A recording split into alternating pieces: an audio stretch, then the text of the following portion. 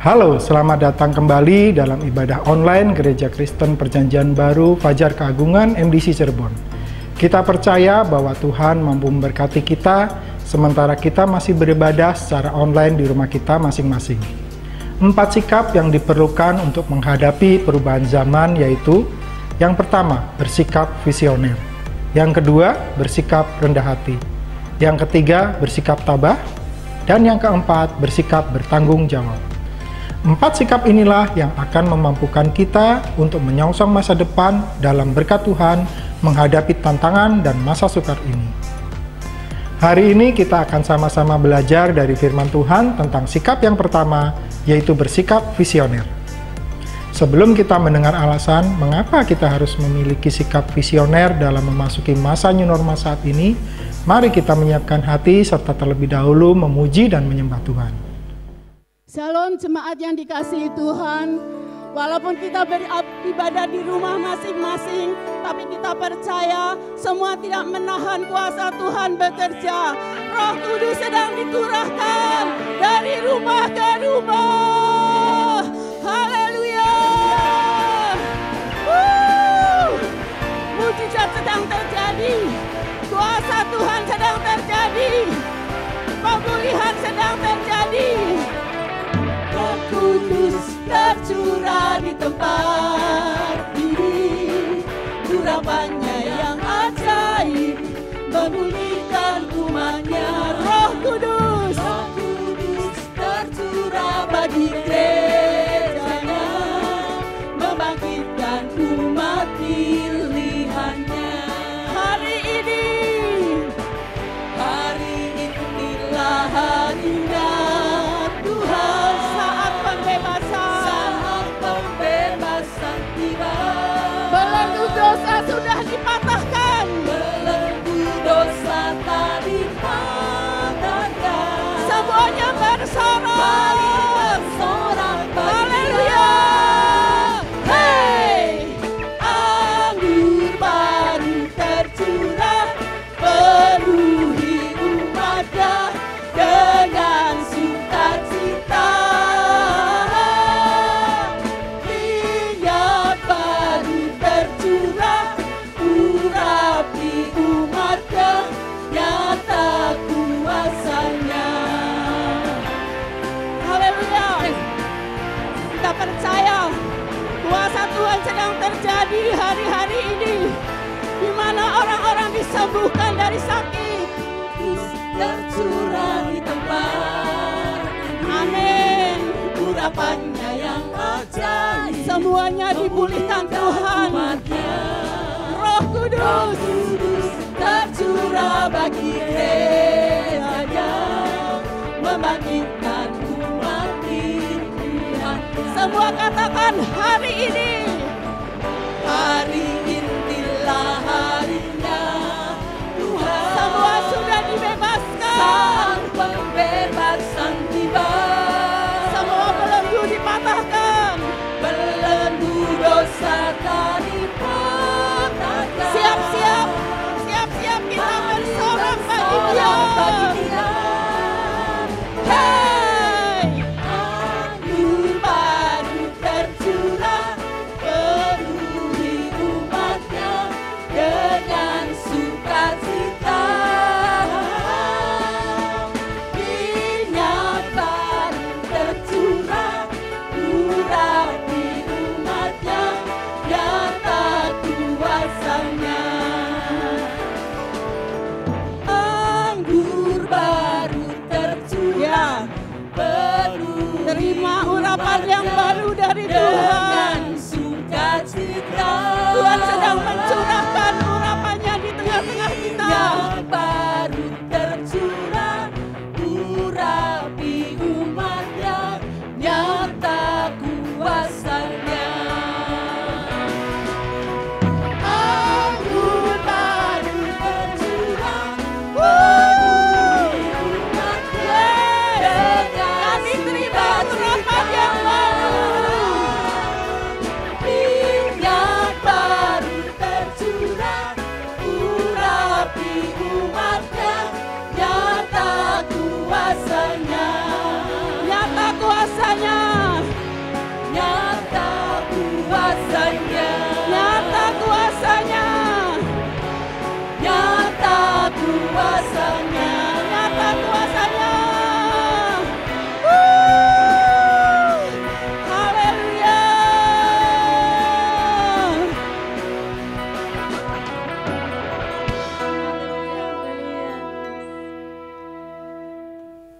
Terima kasih Roh Kudus.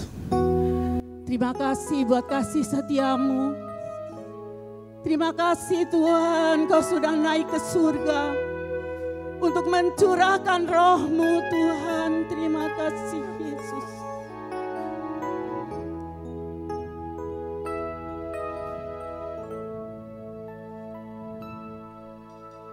Datang Roh Kudus, Kau ku rindu.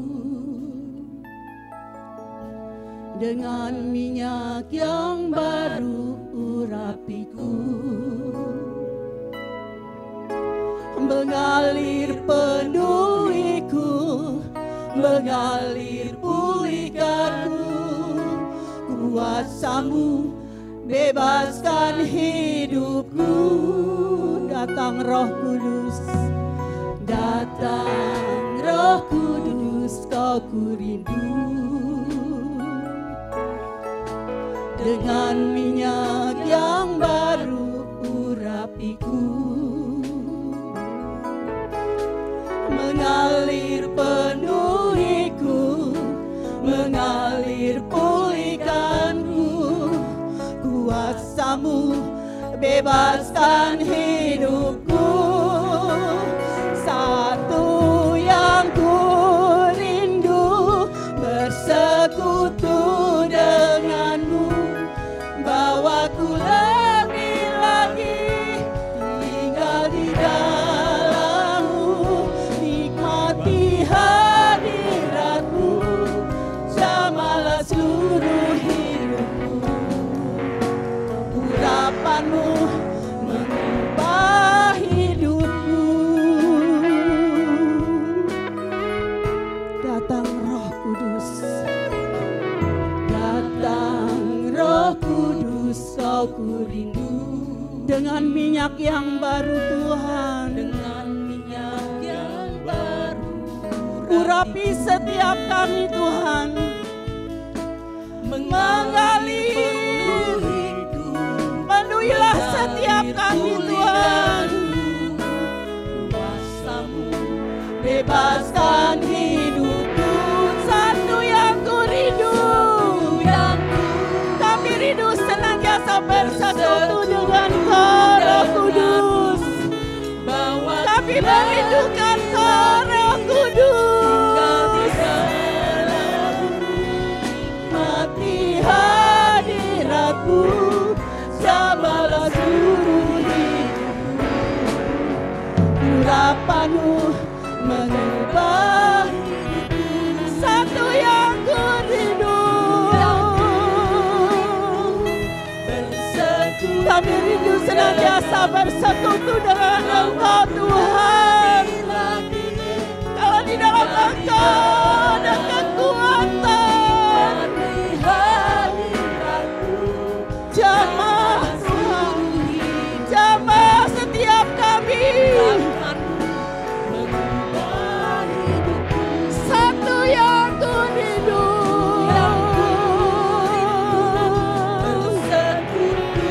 ya Yesus, bawaku lebih lagi tinggal di dalam-Mu, nikmati hadirat-Mu, jamalah seluruh hidupku. Urapan-Mu mengubah hidupku. Urapan-Mu mengubah hidupku. Urapan-Mu mengubah hidupku.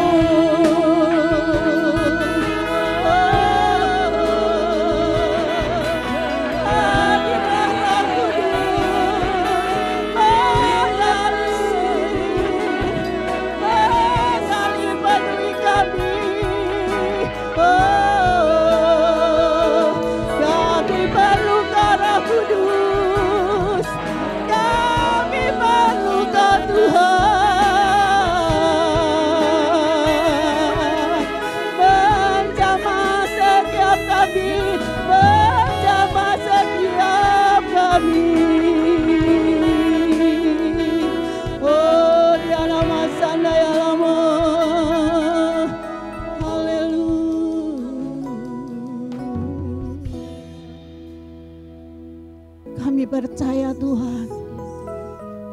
sudah memenuhi setiap kami Tuhan. Setiap kami boleh berjumpa dengan Engkau saat ini Tuhan. Terima kasih Tuhan buat kasih setiamu bagi setiap kami Tuhan. Kami bersyukur Tuhan. Tiba saatnya kami mau mendengar akan firman-Mu Tuhan. Biarlah Kau sampaikan melalui hamba-Mu Tuhan. Biarlah firman-Mu memberikan kekuatan bagi setiap kami Tuhan. Firman-Mu memerdekakan setiap kami Tuhan. Terima kasih Tuhan, kami bersyukur Tuhan. Dalam nama Tuhan Yesus kami sudah berdoa dan bersyukur. Amin.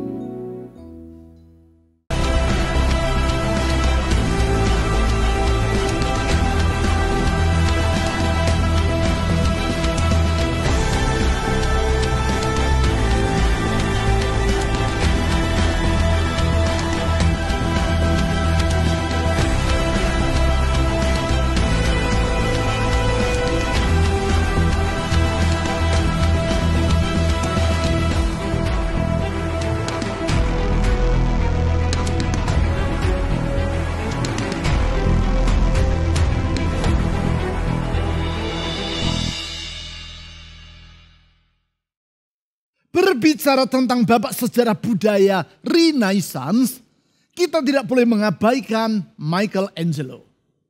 Yang bersangkutan adalah seniman dari Italia yang hidup di akhir abad ke-15. Dan dikenal sebagai seorang pemahat serta pelukis yang sangat hebat.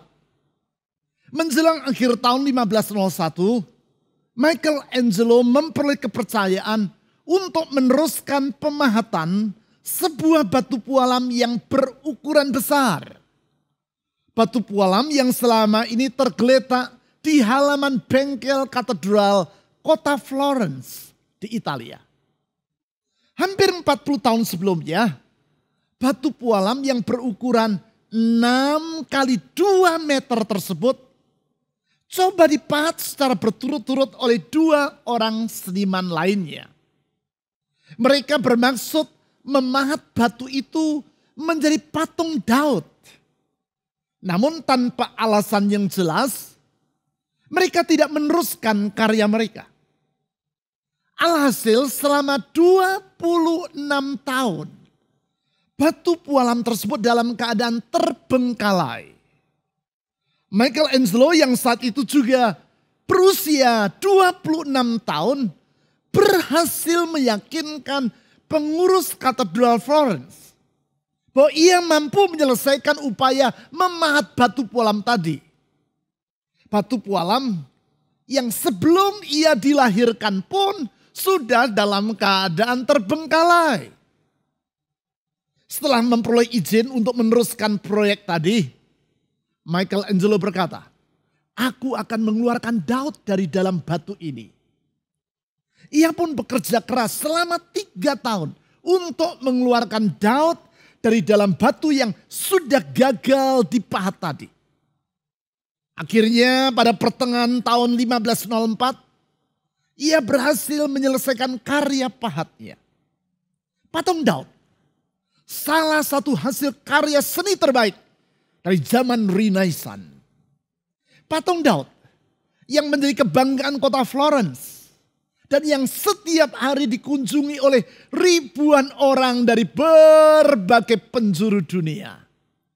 Mereka datang untuk mengagumi hasil karya dari seorang yang visioner, Michelangelo, yang dapat melihat Daud di dalam batu pualam yang sudah puluhan tahun dalam keadaan terbengkalai. Ya, itulah hidup yang visioner. Orang lain melihat batu pualam tadi sebagai batu yang rusak dan terbengkalai. Tetapi tidak demikian halnya dengan Michelangelo. Ia melihatnya sebagai Daud yang masih terkurung dalam batu dan yang harus dipahat untuk mengeluarkannya. Itulah hidup yang visioner. Yaitu hidup yang mampu melihat apa yang orang lain belum dapat melihatnya. Sikap hidup seperti itulah yang sangat kita perlukan dalam menghadapi masa yang disebut sebagai new normal. Masa di mana kita hidup dalam pola dan kebiasaan hidup yang baru.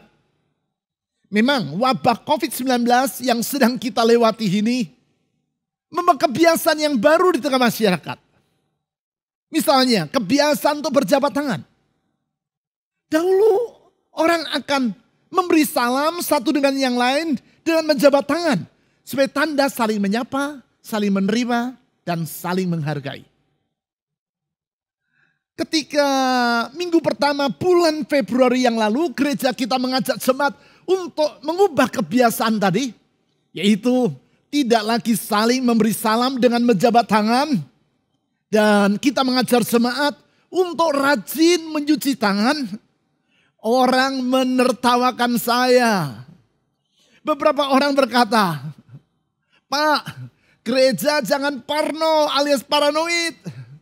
Ada pula yang berkata, gereja jangan menebarkan ketakutan.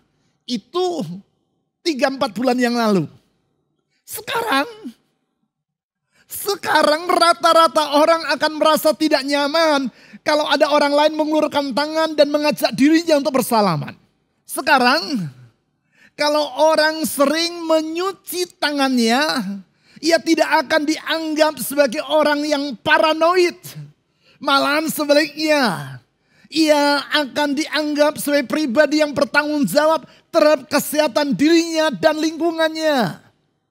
Itulah new normal. Suatu kenormalan yang baru. Yang bukan saja merupakan pola hidup yang baru, namun juga memerlukan sikap hidup yang berbeda. New normal seperti itu pula lah yang dialami oleh bangsa Israel ketika mereka memasuki negeri Kanaan di bawah pimpinan Yosua. 40 tahun sebelumnya orang tua mereka meninggalkan Mesir, tempat di mana mereka hidup sebagai budak.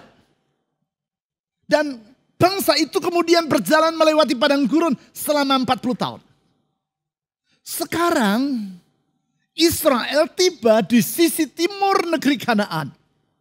Di hadapan mereka terbentang sungai Yordan yang sedang banjir. Di sebelah barat, yaitu di balik sungai Yordan, terhampar negeri Kanaan yang telah Allah janjikan kepada nenek moyang mereka.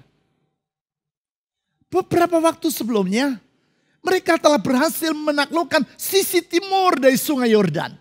Yaitu wilayah Yordania dan Suriah di masa kini.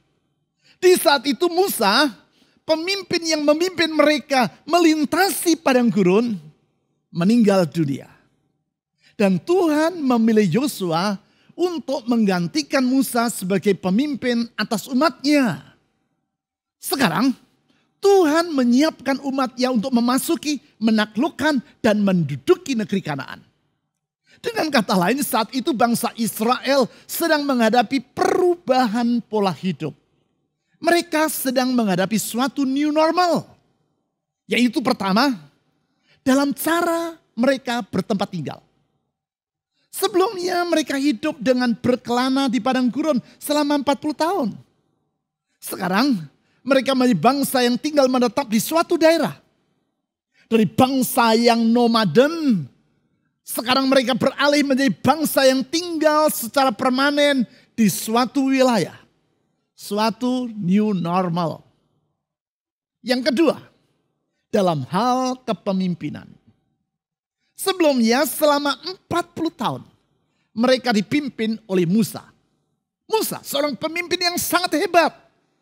Pribadi yang berhasil membawa mereka keluar dari Mesir, berjalan melewati padang gurun, dan membawa mereka ke perbatasan timur Kanaan.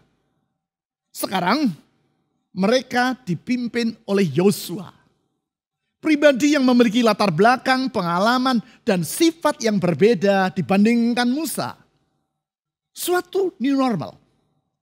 Yang ketiga, dalam hal memenuhi kebutuhan hidup.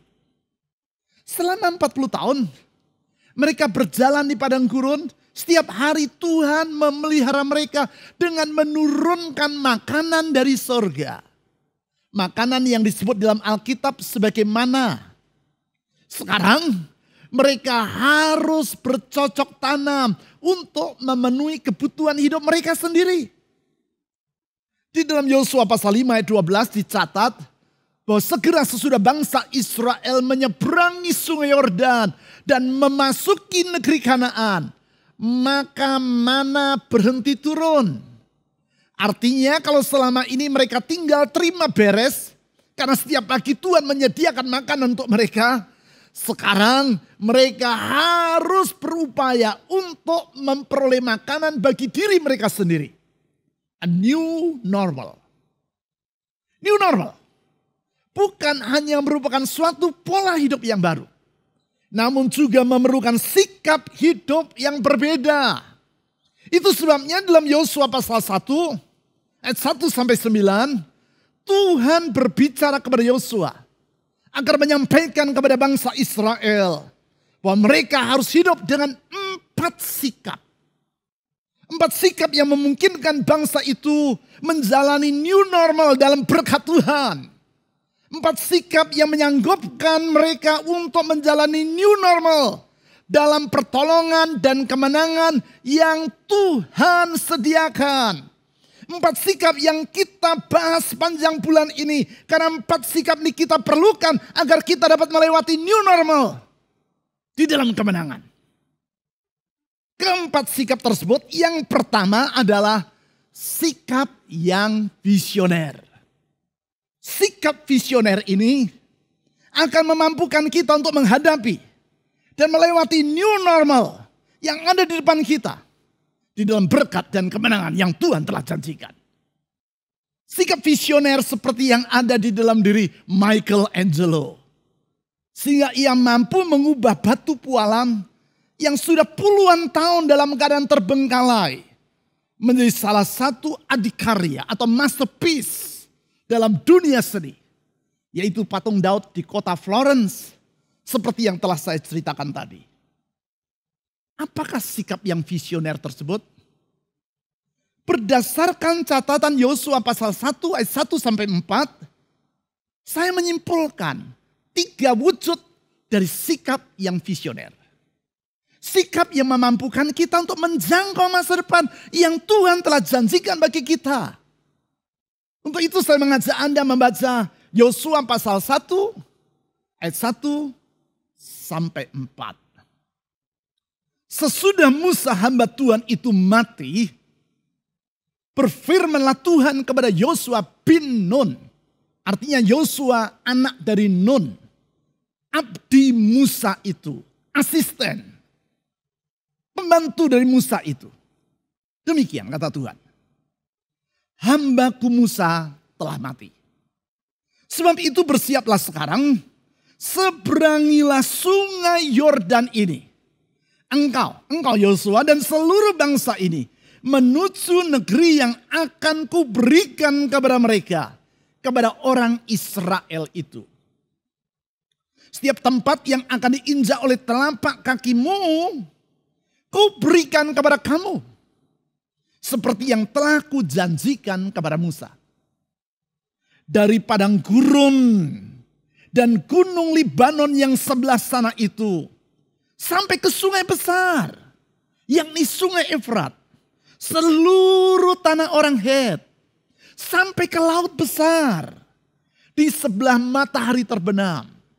Semuanya itu akan menjadi daerahmu. Dari catatan tentang firman yang Tuhan sampaikan kepada Yosua tadi, kita melihat 3 wujud dari sikap yang visioner. Yang pertama, wujud dari sikap yang visioner adalah hidup dengan memandang ke depan. Saya ulang, hidup dengan memandang ke depan. Hal itulah yang Allah sampaikan kepada Yosua dan dicatat di dalam ayat 2 yang sudah kita baca. Kepada Yosua Allah berkata, saya baca ulang ayat 2 Yosua pasal 1. Hambaku Musa telah mati. Sebab hambaku Musa telah mati, bersiaplah sekarang. Seberangilah sungai Yordan ini. Engkau dan seluruh bangsa ini, seluruh bangsa Israel, menuju negeri yang akan kuberikan kepada mereka, kepada bangsa atau orang Israel itu.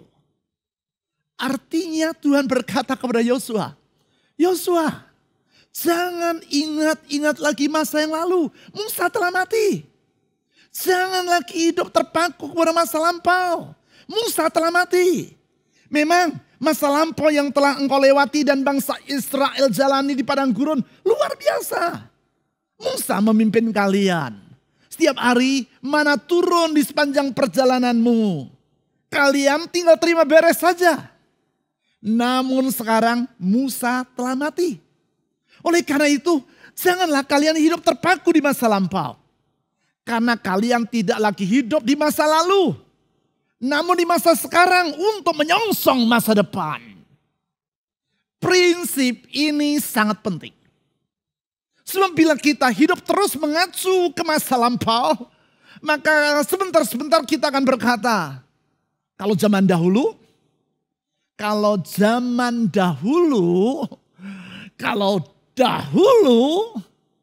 kalau kita sering mengucapkan kata itu, akibatnya kita tidak akan pernah mengalami kemajuan.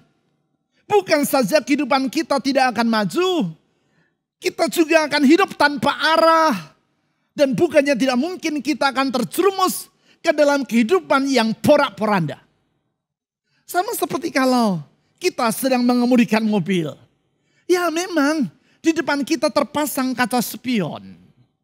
Dengan kaca spion itu kita dapat melihat ke belakang. Melihat ke bagian jalan yang telah kita lewati. Namun kita tidak akan mengemudikan mobil dengan terus melihat ke belakang. Sebab kalau kita terus melihat ke belakang, maka kita tidak akan menyadari bahwa jalan yang sedang kita lalui mulai berubah. Ketika jalan di depan berbelok ke kanan atau ke kiri, kita tidak akan tahu. Akibatnya kita akan menabrak apa saja yang ada di depan kita. Bahkan bisa jadi kita akan terjebur ke dalam jurang. Pengemudi yang bijaksana akan mengemudikan mobilnya dengan melihat ke depan.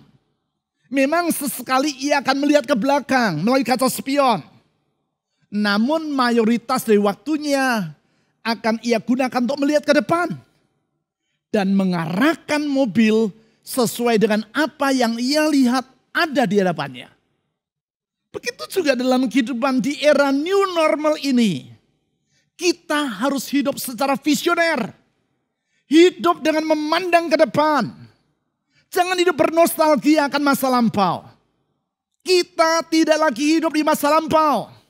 Namun di masa kini untuk menyongsong masa depan. Memang sesekali kita perlu mengingat masa lampau. Yaitu untuk bersyukur kepada Tuhan. Atas semua kebaikannya yang telah kita alami. Namun kita harus melihat hari depan. Yaitu masa depan. Seperti yang telah Tuhan janjikan.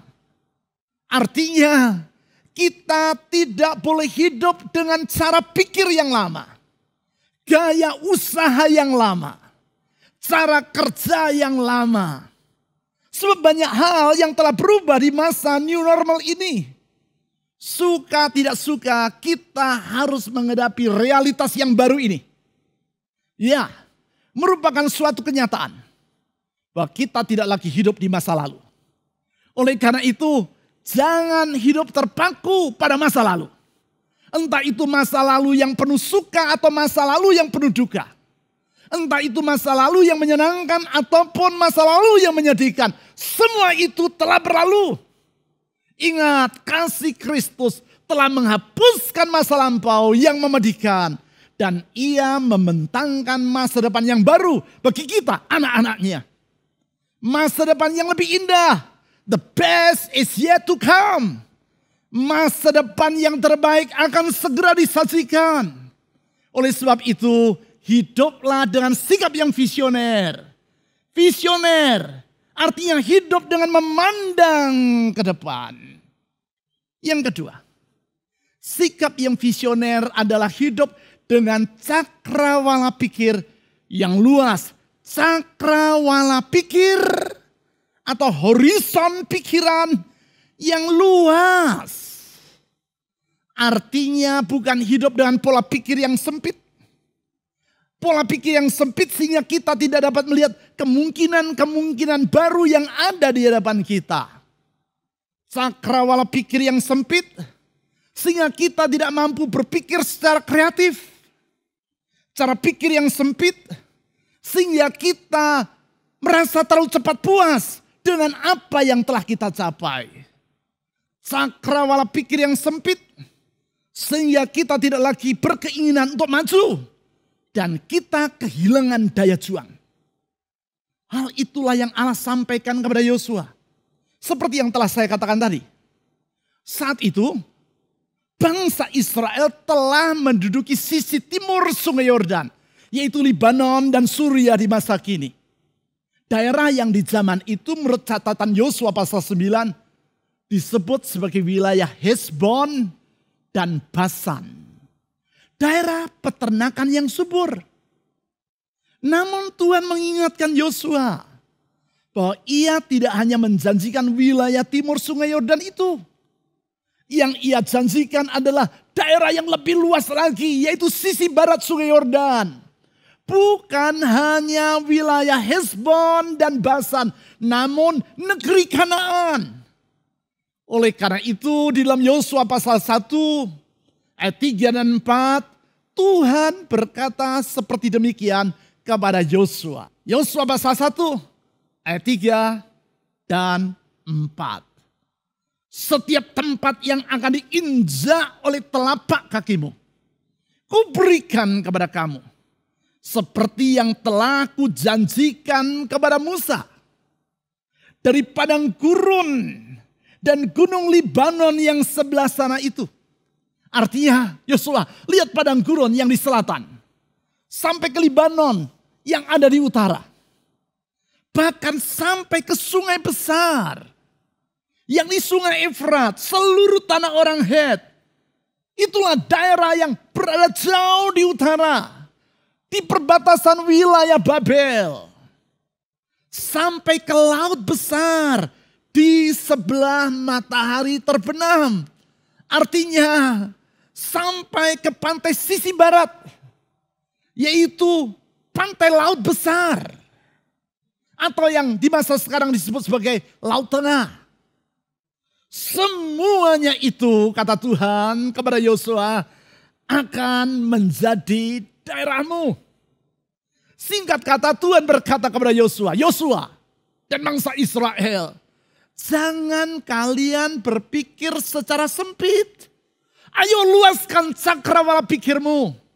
Ayo berpikirlah dengan visioner. Sehingga engkau akan dapat melihat kemungkinan-kemungkinan yang baru yang ada di hadapanmu. Tentu Anda pernah mendengar kisah tentang dua perusahaan sepatu yang mengirim salesman mereka ke sebuah pulau yang sama. Pulau yang jauh dari mana-mana. Mereka berdua, kedua salesman itu dikirim secara terpisah untuk maksud yang sama. Yaitu untuk menjajaki kemungkinan memasarkan sepatu di pulau tersebut. Sesudah mereka berdua tiba di pulau tadi, tidak berapa lama kemudian salesman yang pertama mengirim berita ke kantornya.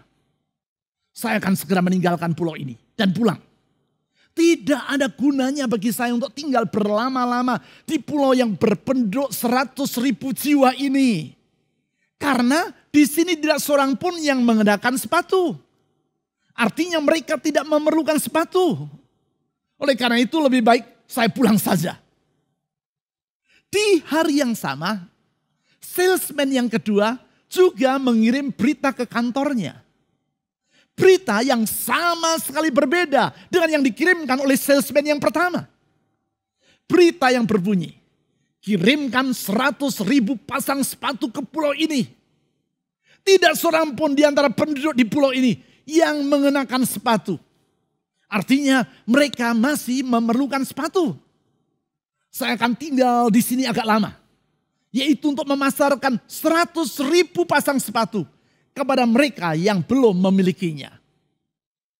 Pulau yang sama, penduduk yang sama, kondisi yang sama, namun tindakan kedua salesman sepatu ini berbeda satu dengan yang lain. Mengapa berbeda? Karena sikap hidup mereka yang berbeda.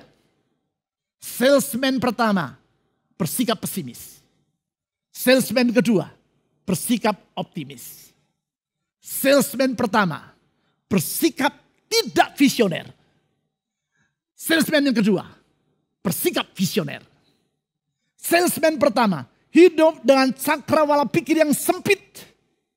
Yang kedua, hidup dengan cakrawala pikir yang luas. Salesman pertama, hidup tidak kreatif. Yang kedua, hidup secara kreatif. Salesman pertama tidak mampu melihat peluang. Yang ia lihat hanyalah kesulitan. Salesman kedua mampu melihat kesempatan. Sehingga yang ia lihat adalah peluang yang terbuka untuk memasarkan 100.000 pasang sepatu. Menghadapi era new normal, cara pikir yang kreatif seperti itulah yang harus ada dalam diri kita. Kreatif. Karena kita hidup dalam cakrawala pikir yang luas, alias hidup dengan sikap yang visioner. Untuk itu kita tidak boleh membatasi karya Allah dalam kehidupan kita. Namun kita wajib bersikap terbuka kepadanya. Karena kita yakin rancangan Allah masih belum selesai dalam kehidupan kita. Masa depan yang lebih indah telah Ia sediakan. The best is yet to come. Masa depan yang terbaik akan segera disajikan. Sehingga dengan demikian kita akan hidup dengan sikap yang visioner. Yaitu hidup dalam cakrawala pikir yang luas. Sekarang yang ketiga. Sikap yang visioner adalah sikap tanpa merasa takut akan hari esok. Tidak merasa takut akan hari esok. Mengapa banyak orang tidak mampu memikirkan masa depan? Dan mengapa mereka hidup dengan cakrawala pikir yang sempit? Karena mereka takut menghadapi hari esok. Ketakutan seperti itulah yang menguasai hati 10 orang pengintai. Yang 40 tahun sebelumnya telah memasuki negeri Kanaan bersama dengan Yosua dan Kaleb. Yang mereka lihat di situ adalah para raksasa. Mereka melupakan firman Tuhan. Bahwa sesungguhnya negeri Kanaan telah Allah janjikan dengan bersumpah kepada nenek moyang mereka. Sebagai akibat, roh ketakutan ini menular dan menjalar di antara bangsa Israel. Sehingga seluruh bangsa Israel ingin kembali ke Mesir. Alhasil, semua mereka harus berjalan berputar-putar selama 40 tahun di padang gurun. Itu sebabnya sekarang Allah mengingatkan Yosua tentang janjinya. Itu bahwa Ia telah menyerahkan negeri Kanaan ke tangan umatnya. Hal tersebut Allah ulang-ulang di ayat 2 dan 3. Di situ dicatat Allah berkata demikian kepada Yosua. Saya baca kembali ayat 2 dan 3. Hambaku Musa telah mati. Sebab itu bersiaplah sekarang. Seberangilah sungai Yordan ini. Engkau dan seluruh bangsa ini menuju negeri yang, perhatikan ini. Yang akan kuberikan kepada mereka. Saya ulang. Yang akan kuberikan kepada mereka. Kepada orang Israel itu. Setiap tempat yang akan diinjak oleh telapak kakimu. Perhatikan. Kuberikan kepada kamu. Satu kalimat yang firm, yang pasti. Kuberikan kepada kamu. Seperti yang, lihat. Seperti yang telah kujanjikan kepada Musa. Dengan mengingatkan Yosua dan umatnya akan janjinya. Tuhan menegaskan, Yosua, aku menjamin bahwa negeri itu pasti akan menjadi milikmu. Pasti. Bukan semoga kiranya. Pasti. Bukan kemungkinan besar. Pasti. Bukan siapa tahu. Bukan Yosua. Namun pasti. Artinya Tuhan menjamin masa depan umatnya di dalam kepastian dari janji firman-Nya. Ya, firman Tuhan itu bersifat pasti. Itu sebabnya masa depan yang ia janjikan juga bersifat pasti. Coba bayangkan, kalau Anda memperoleh jaminan yang pasti dari Tuhan akan masa depan Anda, akankah Anda merasa takut untuk menghadapi hari esok? Jelas tidak. Anda tahu bahwa masa depan yang lebih indah telah Tuhan sediakan. The best is yet to come. Masa depan yang terbaik akan segera disajikan. Kalau Tuhan menjamin masa depan Anda, masihkah Anda akan hidup dengan cakrawala pikir yang sempit? Jelas tidak. Anda akan hidup dengan sikap yang visioner. Sikap visioner. Sehingga Anda dapat memandang jauh ke depan. Sikap visioner. Sehingga Anda hidup dengan tujuan yang jelas.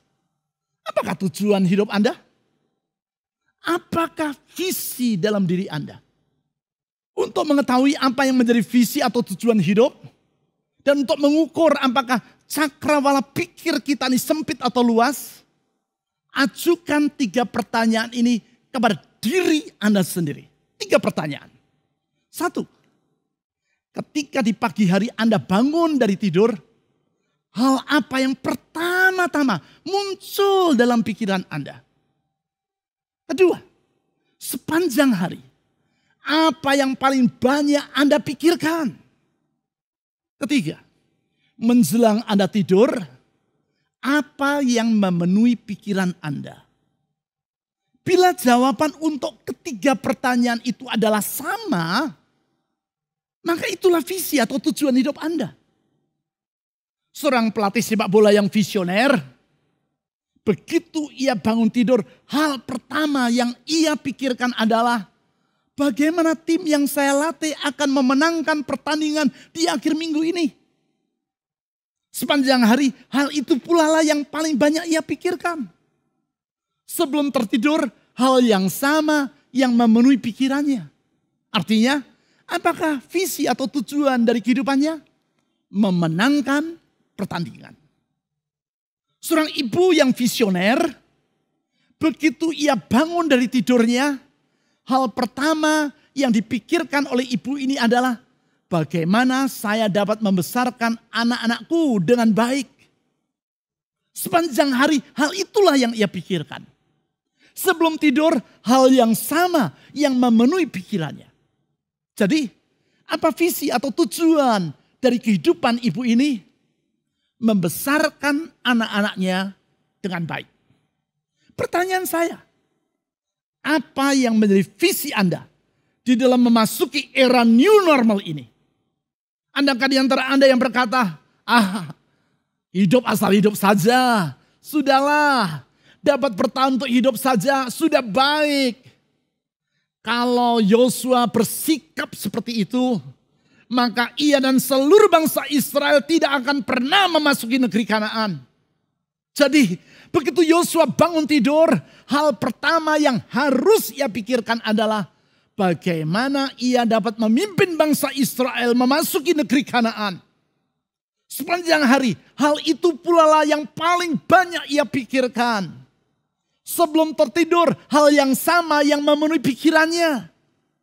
Artinya, apakah yang menjadi visi dari kehidupannya? Ini yang menjadi visinya. Mengalami janji Tuhan, yaitu memasuki negeri Kanaan.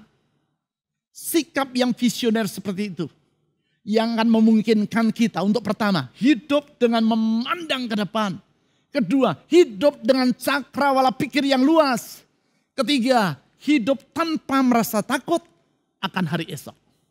Kita tidak merasa takut. Karena Tuhan Yesus yang menjamin masa depan kita dengan firman-Nya. Firman dan janjinya yang bersifat pasti. Karena ia telah memeteraikan janjinya dengan darahnya sendiri. Itu sebabnya di malam waktu ia akan diserahkan. Yesus berhimpun bersama para muridnya di kota Yerusalem. Di saat itu ia mengadakan perjamuan Paskah bersama dengan para muridnya. Perjamuan yang akan kita rayakan di dalam perjamuan kudus nanti. Di saat itu ia mengambil cawan anggur dan berkata kepada para muridnya, Cawan ini adalah perjanjian baru yang dimeteraikan oleh darahku. Perbuatlah ini setiap kali kamu meminumnya menjadi peringatan akan aku. Janji-janjinya telah ia meteraikan dengan darahnya. Sehingga janji itu bersifat pasti. Di dalam kepastian akan janji firman-Nya itu, kita memandang ke depan dengan cakrawala pikir yang luas dan dengan tanpa rasa takut. Tuhan Yesus yang menjamin dan menyertai kita. Kemenangan ada di pihak kita.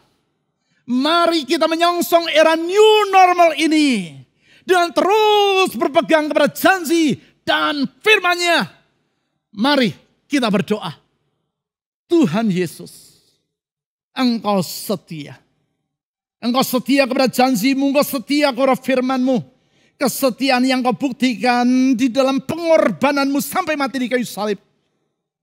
Memeteraikan semua janji-janji-Mu dengan darah-Mu sendiri. Itu sebabnya kami tahu janji-Mu pasti adanya, firman-Mu pasti adanya. Janji-Mu bagi masa depan kami pasti adanya. Di dalam kepastian itu kami memandang ke depan. Dalam kepastian itu kami hidup dengan cakrawala pikir yang luas. Dengan kepastian itu kami menghadapi era yang ada depan kami tanpa rasa takut. Kalau Tuhan yang menyertai kami dan Tuhan yang menuntun kami, tiada apapun yang harus kami takutkan. Oleh karena itu Tuhan Yesus, doa saya, tuntun dan sertai umat-Mu. Semua mereka yang sedang mengikuti ibadah secara online ini, tuntun dan sertai hidup mereka. Berkati rumah tangga mereka, berkati pekerjaan mereka, berkati usaha mereka, berkati keuangan mereka, berkati karier mereka, berkati studi mereka, berkati kesehatan mereka. Tuhan Yesus, tolong umat-Mu di setiap masa. Saya menyerahkan semua jemaat-Mu ke dalam tangan Tuhan. Masa depan mereka dalam tangan-Mu yang menggenggamnya. Dan kami percaya kalau Tuhan yang menggenggam hidup kami. Kami dapat menghadapi hari esok dengan kemenangan. Dengan kemenangan. Dengan kemenangan. Karena Engkau menang dan telah menang dan menang untuk selamanya. Di dalam nama yang menang. Di dalam nama yang menyelamatkan. Di dalam nama yang memulihkan. Di dalam nama yang memberi jaminan akan hari esok. Nama Yesus Kristus Tuhan. Kami telah berdoa. Amin. Saudara-saudari, kita akan bersama-sama mengikuti perjamuan kudus. Bersyukur kepada Allah untuk anugerah-Nya dalam kehidupan kita. Tuhan Yesus di dalam kasih-Nya telah datang ke dunia, menderita sengsara, bahkan sampai mati di kayu salib. Perjamuan kudus juga mengingatkan kita supaya sebagai gereja Tuhan, kita tetap menjadi terang dan garam di tengah dunia, sehingga semakin banyak orang yang percaya kepada Tuhan Yesus. Serta meyakinkan kita bahwa Tuhan telah menjamin masa depan kita. Mari kita mengangkat roti dengan ucapan syukur kepada Tuhan. Dan malam waktu Yesus mau diserahkan, Dia mengambil roti, mengucap syukur atasnya, dan berkata, inilah tubuhku yang diserahkan bagi kamu. Makanlah menjadi peringatan akan aku. Dengan ucapan syukur kepada Tuhan, mari kita makan roti perjamuan kudus di dalam nama Tuhan Yesus.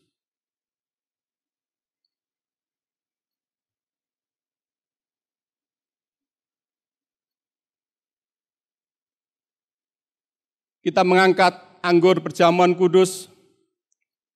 Pengorbanan Yesus telah memberikan kepada kita masa depan yang cerah. Beban hidup kita juga telah ditanggungnya. Dan oleh bilurnya, segala penyakit sudah disembuhkan. Sesudah makan, Yesus mengambil cawan lalu berkata, cawan ini adalah perjanjian baru yang dimeteraikan oleh darahku. Minumlah menjadi peringatan akan aku. Dengan ucapan syukur kepada Tuhan dan meyakini berkat-Nya atas setiap kita, Mari kita minum bersama-sama di dalam nama Tuhan Yesus Kristus.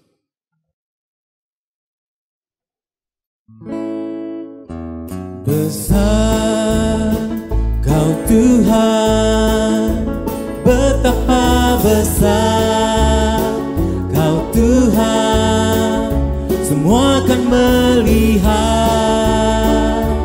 Besar Kau Tuhan,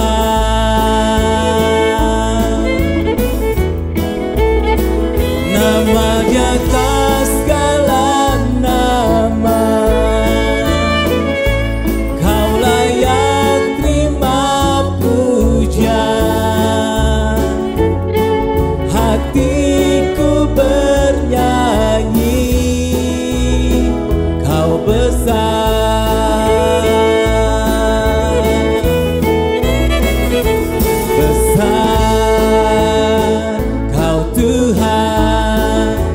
Betapa besar Kau Tuhan, semua akan melihat.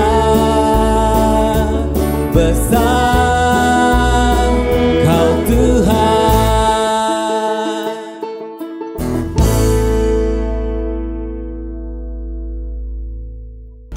Puji Tuhan karena Anda telah mengikuti ibadah online ini.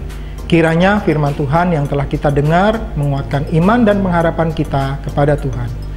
Bapak, Ibu, Saudara-saudari, ibadah minggu yang akan datang yaitu tanggal 14 Juni 2020 tetap dilaksanakan secara online.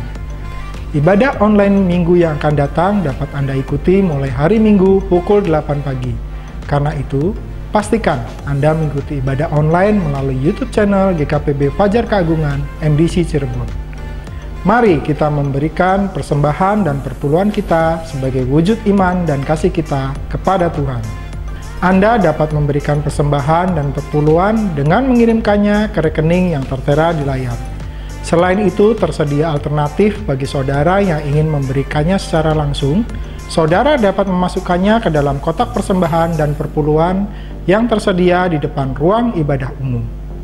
Untuk informasi lebih lanjut, saudara dapat melihat di layar. Terima kasih telah beribadah dengan kami, dan kami sangat menantikan kunjungan Anda selanjutnya. Sampai berjumpa kembali minggu depan.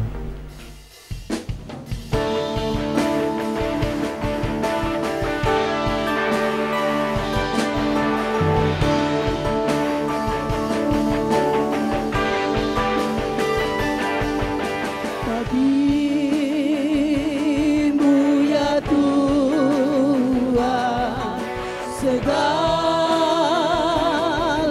pujian. Bagimu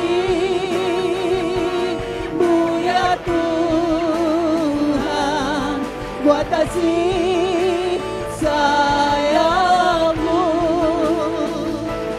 dengan darah-Mu. Aku ditebus dengan kuasa-Mu, ku ditinggikan. Bagimu